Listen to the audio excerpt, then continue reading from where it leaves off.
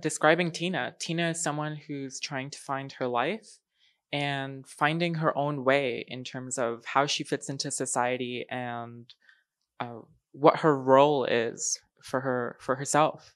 I think it's a character and a story really about finding yourself. I think that her journey is a lot about self-discovery in terms of self, family, and community, friends. She faces a lot of struggle and I would say difficulties trying to find people who believe what she believes and share her identities. Um, and she's really trying to make that community for herself, make that support system to heal whatever it is that she feels. Easiest thing was a lot of the wardrobe was my own. So I had a pair of shoes that I still have and I probably should have worn. They're so beat up and they've been on a movie now and I can still wear them and they're awesome. That's probably an easy part.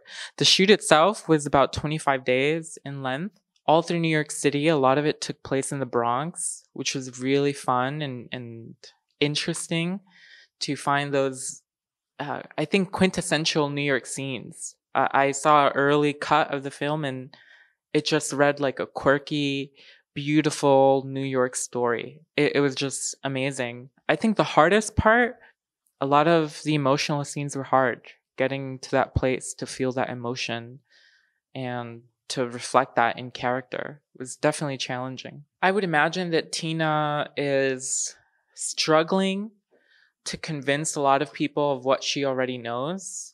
And I say convince because there's a lot of pushback, but I would imagine that the pushback is false and born out of worry. Really, it's from love. And so with Dr. Cleary, she's working a lot on to deal with trauma that she experienced in childhood and at the same time have his support for her medical transition, which is so necessary for a lot of us.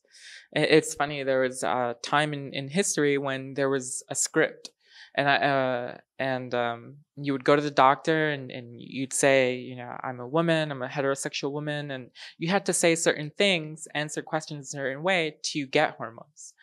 And so she's navigating that story, a story that a lot of us have had, whether it's any type of gatekeeping, medical or not, of playing the part.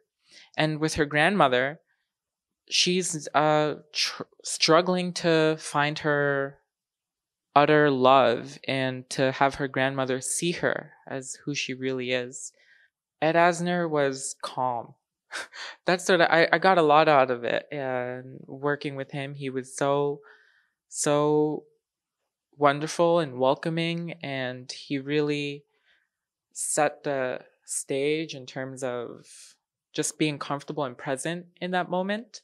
I enjoyed it. I also enjoyed working with Michael Madsen as well. He was also someone who set, I guess maybe once you get to that level of work, you really set a precedence on set for calmness and just, it's an ease, you know, you just flow into it. For the general public is really a story about fitting in and finding your own voice.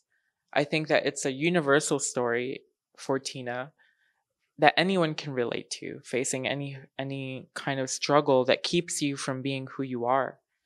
And the specifics when it relates to her trans identity comes out in her acquiring hormones and having the support of a medical practitioner.